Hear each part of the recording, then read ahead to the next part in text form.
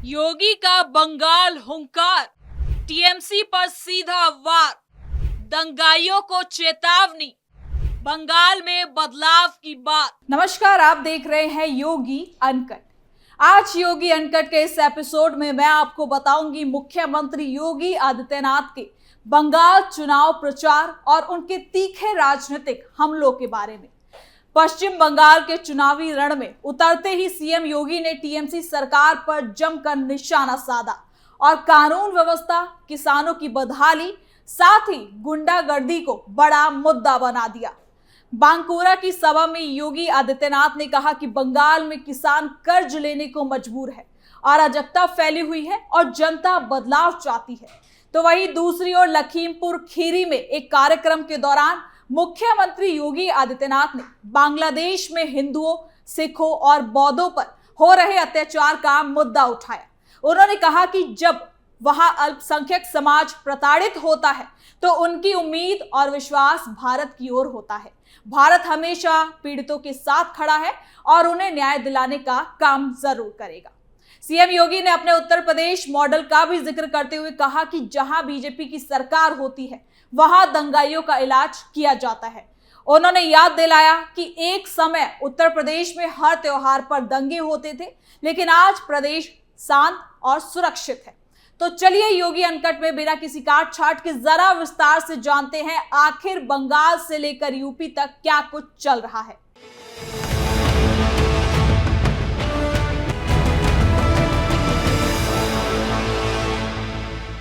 उत्तर प्रदेश के मुख्यमंत्री योगी आदित्यनाथ इन दिनों लगातार राजनीतिक, वैचारिक और प्रशासनिक मोर्चों पर बेहद एक्टिव नजर आ रहे हैं। उनके हालिया दौरे, भाषण और फैसलों ने ये मैसेज दिया है कि आने वाले समय में भारतीय जनता पार्टी उन्हें केवल उत्तर प्रदेश तक सीमित नेता के रूप में नहीं बल्कि राष्ट्रीय स्तर के प्रभावशाली चेहरे के रूप में आगे बढ़ा रही है। पश्चिम बंगाल के चुनावी मंच से लेकर उत्तर प्रदेश के प्रशासनिक कार्यक्रमों तक योगी का आक्रामक और आत्मविश्वासी अंदाज साफ दिखाई देता है। आपको बता दें कि पश्चिम बंगाल के बांकुरा में आयोजित एक सभा में योगी आदित्यनाथ ने राज्य की सत्तारूढ़ सरकार पर तीखा हमला बोला। उन्होंने कहा कि बंगाल कभी सांस्कृतिक गौरव, राष्ट्रवाद और विकास की पहचान था, लेकिन आज वहां राजनीतिक हिंसा, तुष्टीकरण और अराजकता का माहौल बन चुका है। योगी ने जनता से बदलाव की अपील करते हुए कहा कि अगर राज्य में डबल इंजन की सरकार बनती है तो विकास की नई रफ्तार शुरू हो जाएगी। इसके साथ ही क्या कुछ कहा है सब कुछ जानते हैं इस रिपोर्ट में।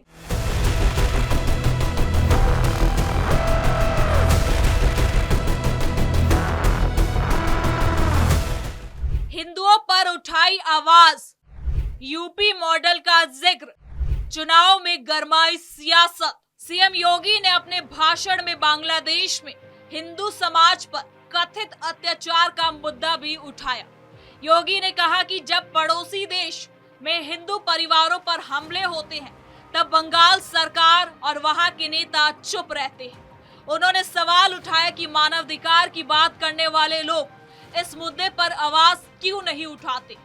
योगी के इस बयान को बीजेपी की उस रणनीति से भी जोड़कर देखा जा रहा है जिसमें सीमावर्ती राज्यों में सुरक्षा, घुसपैठ और धार्मिक पहचान जैसे मुद्दों को प्राथमिकता दी जाती है। साथ ही योगी ने कहा कि बंगाल की धरती को टीएमसी ने कंगाल कर दिया। वर्षों से उस बंगाल को अब कंगाल करने की दिशा में आगे बढ़ाए हैं। बहनों और भाइयों, याद करिए, कभी देश की आजादी के लिए इस बंगाल की धरती से खुदीराम बोस ने हंसते हंसते फांसी के फंदों को चुना था। यही बंगाल की धरती है जिस बंगाल की धरती ने भारत का आह्वान किया था नेताजी सुभाष चंद्र बोस के माध्यम से कि तुम मुझे खून दो, मैं तुम्हें आजादी दूंगा। ये बंगाल की ही धरती थी। योगी आदित्यनाथ ने अपनी सभा में यह भी कहा कि पश्चिम बंगाल को राजनीतिक, गुंडागर्दी और भ्रष्टाचार से मुक्त करने की जरूरत है। उन्होंने दावा किया कि बीजेपी सरकार बनने पर राज्य में कानून का राज स्थापित होगा और निवेश का माहौल बनेगा। बीजेपी लंबे समय से बंगाल में कानून व्यवस्था और राजनीतिक हिंसा को बड़ा मुद्दा बनाती रही है, इसलिए योगी का ये भाषण उसी चुनावी अभियान का हिस्सा माना जा रहा है। लेकिन सीएम योगी ने इस दौरान बंगाल में भी बुलडोजर का जिक्र किया। यहाँ की कला और संस्कृति के साथ, यहाँ के अध्यात्म के साथ, यहाँ की बहन और बेटियों के साथ, यहाँ के नौजवानों के रोजगार के साथ जो भी खिलवाड़ करेगा, उत्तर प्रदेश का बुलडोजर उसको ठीक ढंग से जवाब दे देगा। यूपी का बुलडोजर केवल वह सड़क ही नहीं बनाता है, माफिया का भी इलाज करता है। और ये बुलडोजर वहीं चल सकता है जहां डबल इंजन की स्पीड हो। डबल इंजन की स्पीड हो, वहीं पर ये चल सकता है और उसी में चलाने की सामर्थ्य भी होगी। बुलडोजर वही चल सकता है जहां डबल इंजन की सरकार।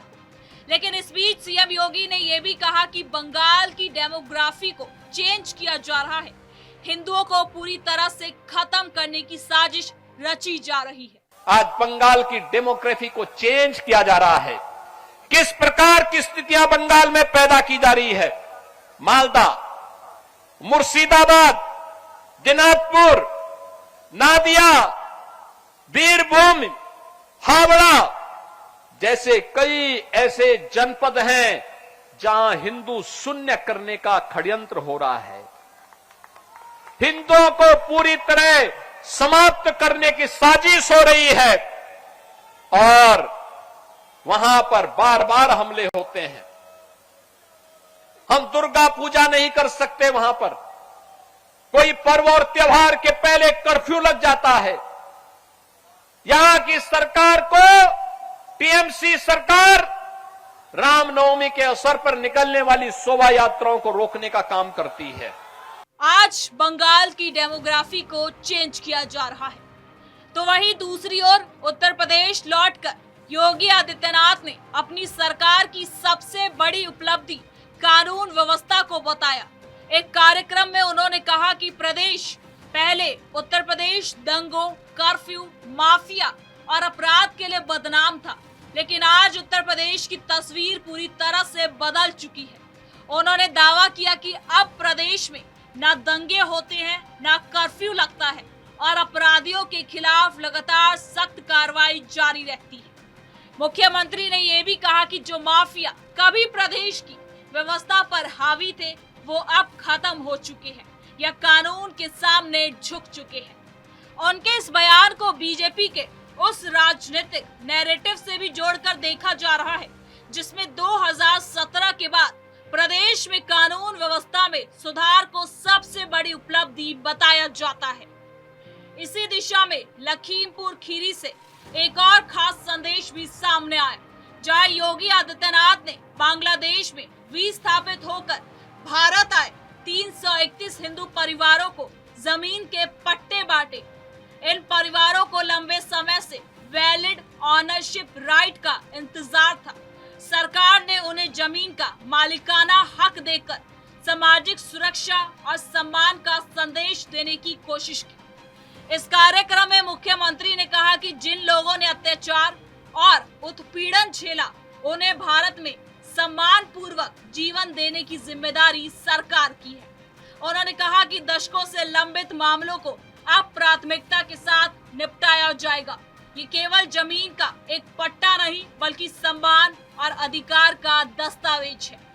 राजनीतिक नजरिए से भी कदम काफी खास माना जा रहा है। बीजेपी लंबे समय से शरणार्थी, हिंदुओं, नागरिकता, सुरक्षा और धार्मिक उत्पीड़न जैसे मुद्दों को खासियत देती रही है। ऐसे में 331 परिवारों को जमीन का अधिकार देना पार्टी के वैचारिक एजेंडे का एक कदम माना जा रहा है।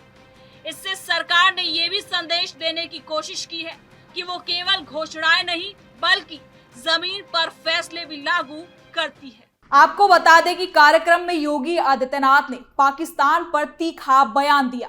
उन्होंने कहा कि विभाजन की राजनीति और कट्टरता पर आधारित सोच ज्यादा समय तक नहीं टिक सकती। उन्होंने संकेत दिया कि पाकिस्तान भविष्य में और हिस्सों में बंट सकता है, जिसके बाद उनके इस बयान ने राजनीतिक हलकों में नई बहस को छेड़ दिया है। समर्थक इसे राष्ट्रवादी तेवर बता रहे हैं, जबकि विपक्ष इसे चुनावी बयानबाजी कह रहा है। आपको बता दें कि योगी आदित्यनाथ की राजनीति में राष्ट्रवाद, धार्मिक पहचान और प्रशासनिक शक्ति 3 प्रमुख स्तंभ माने जाते हैं। यही वजह है कि उनके भाषणों में अक्सर पाकिस्तान, आतंकवाद, सीमा सुरक्षा, सांस्कृतिक गौरव और कानून व्यवस्था जैसे मुद्दे प्रमुखता से दिखाई देते हैं। बीजेपी इन्हीं मुद्दों के जरिए अपने कोर वोट बैंक को मजबूत बनाए रखने की कोशिश करती है। तो वहीं उत्तर प्रदेश के भीतर भी योगी आदित्यनाथ की छवि एक सख्त प्रशासक की बनी हुई है। अवैध कब्जों पर बुलडोजर कार्रवाई, अपराधियों पर सख्ती और प्रशासनिक अनुशासन जैसे कदमों ने समर्थकों के बीच उन्हें लोकप्रिय बनाया है। यही मॉडल बीजेपी के दूसरे राज्यों में भी अब प्रचारित किया जा रहा है। कुल मिलाकर योगी आदित्यनाथ इस समय केवल एक राज्य के मुख्यमंत्री नहीं, बल्कि बीजेपी की व्यापक राजनीतिक रणनीति के केंद्रीय चेहरों में शामिल नजर आ रहे हैं। आने वाले चुनावों में उनकी भूमिका कितनी बड़ी होती है, इस पर अब पूरे प्रदेश की नजर टिकी हुई है। तो फिलहाल के लिए योगी अनकट में इतना ही। देखते रहिए कैपिटल टीवी उत्तर प्रदेश। कल फिर मिलेंगे नई खबर के साथ। धन्यवाद।